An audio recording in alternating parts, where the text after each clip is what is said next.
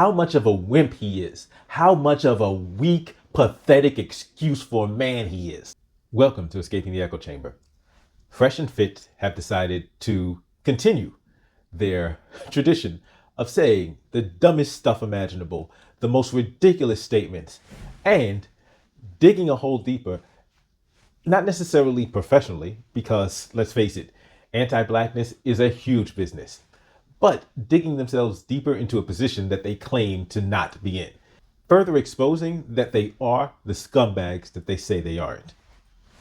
And of course, Fit is leading the way. This comes courtesy of an interview that they recently had when they sat down with DJ Akademiks. And in it, Fit is addressing the accusations that he is anti-black women, that he hates black women. And he's like, no, I don't hate black women. I hate all women. He didn't say that, but we know the truth. But Fit decides to address the issue, and he starts with the lies, the absolute lies that he started with before. For instance, he's saying that, once again, a statement that is not even true by his own standards, that nobody bats an eye when women have a preference. His entire platform is criticizing women for having the preference. Like that's his entire shtick. There are whole communities based around men that are upset about women having preferences. So this notion that, oh, you criticize women when they have a preference. You call women gold diggers. You call women shallow. You can't even hold yourself to that same standard because your preference is not based on qualities that apply to individual women. Your preference is based on qualities that you have falsely ascribed to one race of women, to one ethnic group of women, because you've ascribed it to black women. But as this interview shows, you kind of feel that way. You kind of have some issues with black people, black Americans in particular. The interesting thing is this is an interview with Fit being from Sudan, Fresh being from Barbados, and Akademiks being from Jamaica. There's a narrative about this divide between non-American black people versus American black people. And right now, these guys aren't doing a whole lot to dispel that notion. Of course, I'm not going to malign all non-American black people as being as stupid as these clowns. But let's talk about some of the talking points they use. Of course, the number one, let's start with the victim mentality. Fit starts with one of Candace Owens' favorite lines, get rid of that victim mentality. Now, this, of course, takes into account none of the actual victimization that black people in this country have faced and continue to face at the hands of the government. We're pretending that doesn't exist. And he'll pretend that, oh no, I understand that it happened, and he will try to make it seem as if it happened and ended far in the past, oblivious to the fact that this government has just found new ways to screw black people over. And then he hits us with, Americans are pussies. They just aren't taking advantage of all these opportunities they have. And the reason why I say all three of these guys get to show their ignorance is because Akademiks chimes in at that point and says something really ridiculous. Akademiks speaks about how they should be able to succeed without getting handouts, and that he doesn't see racism as the biggest obstacle. He sees laziness as the biggest obstacle. Laziness? Did Dennis Prager send you these talking points? Akademiks make some side remark about understanding that systems in place. In fact, he doesn't even acknowledge that that's a fact. If I remember correctly, he's saying that, well, they're saying Akademiks does a very interesting job of not actually stating that these are positions he agrees with or believes in, but then making statements like they feel, they think, distancing and seeming to, and almost belittling these positions. So the position that black Americans feel there are systems of oppression in place. And of course, Fit has no problem finishing the ridiculous talking point by saying, oh, I'm not saying racism doesn't exist. It's almost like they were watching some Candace Owens, Brandon Tatum, Dennis Prager. It's almost like they were watching some PragerU videos right before having this conversation. He says, but these black Americans that have been here for a few generations, they're pussies. He says, if you can't succeed in this America, if you're not counting your blessings, if you're not taking advantage of these opportunities, you're a pussy and you're a bitch. We've gone from, I don't have a problem with black women, to, I have a problem with black people. That's where this interview is headed. And nobody seems to realize how far down the rabbit hole they've gone. Nobody seems to realize that this was supposed to be him trying to clean up. Like, this interview was supposed to be him distancing himself from his anti-black positions, and he's decided to, hey, fuck it, let's go all in. So Fit is like, hey, there's no excuse being poor in the United States. What he has said is that he has disdain for people who don't accept the blessings of living in the US. The blessings. And it's interesting that he tries to claim that, oh no, I'm not just talking about black Americans, I mean all Americans. And then he'll say something like, oh, the man is holding me down. Oh, racism is stopping me. Wait a minute. I thought we were talking about all Americans. Seems pretty obvious you're talking about one particular group of Americans. Starts with this rhetoric about people dying, literally dying to get here. He goes into this rhetoric about people literally dying to get to the United States. And he was in Homeland Security, and that he saw this. He saw dead bodies, opened up cargo vans and finding dead bodies of people who died on their journey to get here. And why don't you just count your blessings, you ungrateful black bastards? Okay, he may not have said the black bastards part, but how far away from that are his talking points? And Akademiks then does this devil's advocate thing, because once again, he's not committing to a position. He's like, oh, well, they're saying that it may be because of the historical occurrences and what actually happened and the struggle and oppression that black people were in. And of course, that's just to keep the conversation going, because Akademiks doesn't actually seem to claim, especially when you make statements like, oh, I don't see racism as being a problem, I see laziness as being the problem. If you don't believe it, it's kind of coming through in the interview, because you're not really putting a vigorous defense, or even you're not even providing a rigorous critique of his nonsense, of his talking points that really don't have any basis in reality. But what's really interesting is that almost on cue, as Fit is trying to clean it up and trying to pretend that, oh, I'm talking about all people, all Americans, not just black Americans, Akademiks brings up a phrase that he says they like to use, and it's resist the slave mind. Yeah, we're talking about all Americans, of course. As I listen to this, it helped me put some things into perspective.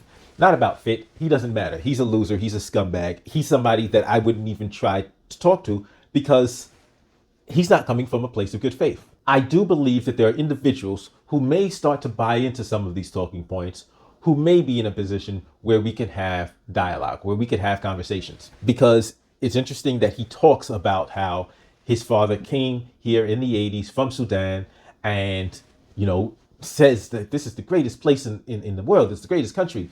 The country he left was in shambles. They didn't have, he starts praising running water.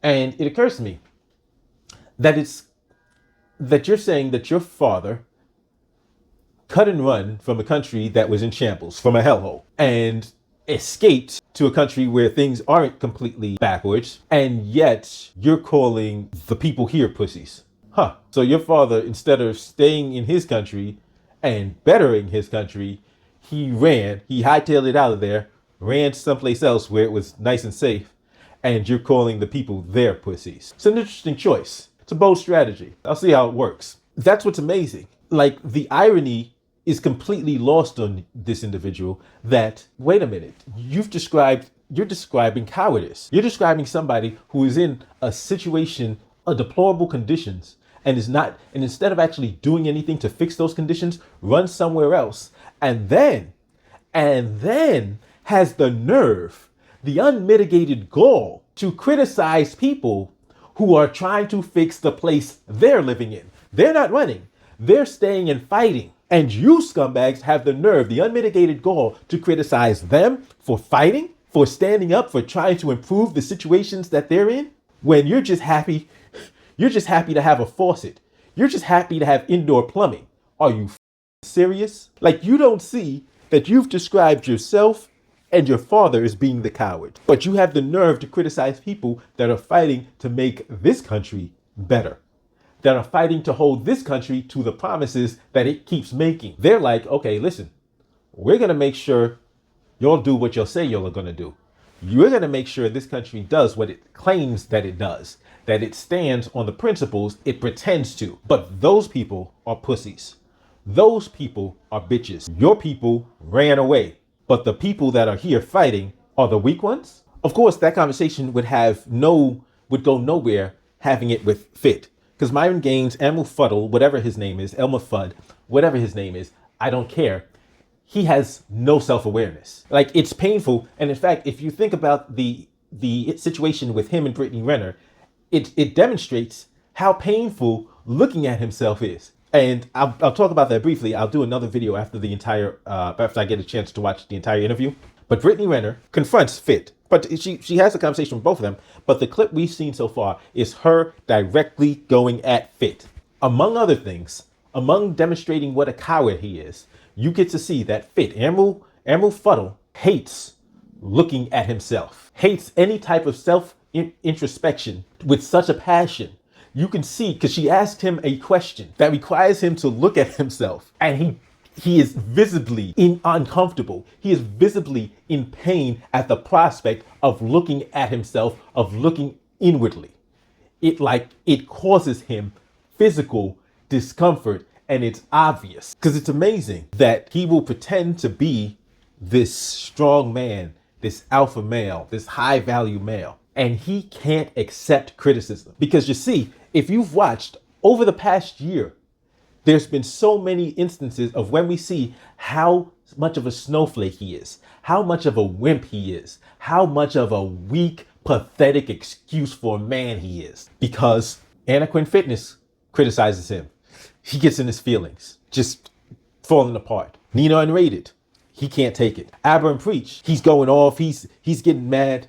Then when you have these other channels, these other YouTube channels criticizing him, what does he do? Starts filing fake copyright claims. Almost loses his channel in the process. Gets called out on Timcast, or on Tim Pool's show, gets called out directly by Tim Pool. Like, no, you can't do that. And he's looking like a fool. He's looking like the fool that he is. He's looking like the coward that he is. He's looking like the weak, pathetic, sorry excuse for a man that he is. And then Asian Doll says he's mean. She's being playful. She jokingly says it. And he loses it. Like, this dude is a snowflake for real. But the Brittany Renner, and I'm really interested in seeing this entire interview, because what we've seen already from this Brittany Renner interview is like, wow. His inability to maintain eye contact with her is telling already. Like, this dude, like, how much of a coward are you? Like, she says, why should guys avoid a woman like me? And then he tries to backpedal. Like, you specifically said this, and you try to backpedal. Oh, I mean, in general. She says, no, in general. She just completely bitched this man up. Like, just bitched him. Like, no. Stop the cap. Stop trying to run.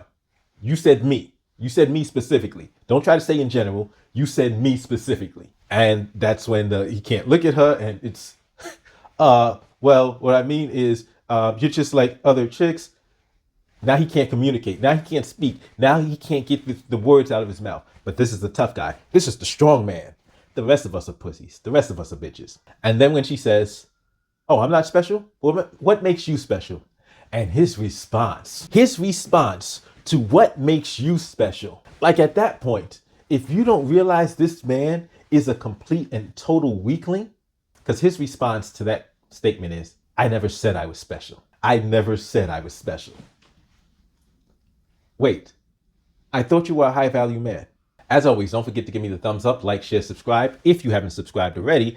And if you disagree with me, if you think, no, he's right, the victim mentality is keeping us down. Black people have to stop being lazy and shiftless. Go ahead and give me the thumbs down and tell me why you've never bothered to study any American history whatsoever. And I'll be coming out with a video to deal with some more in-depth analysis of the Brittany Renner interview between Brittany, Akademiks, and Fresh and Fit. I'll see you next time.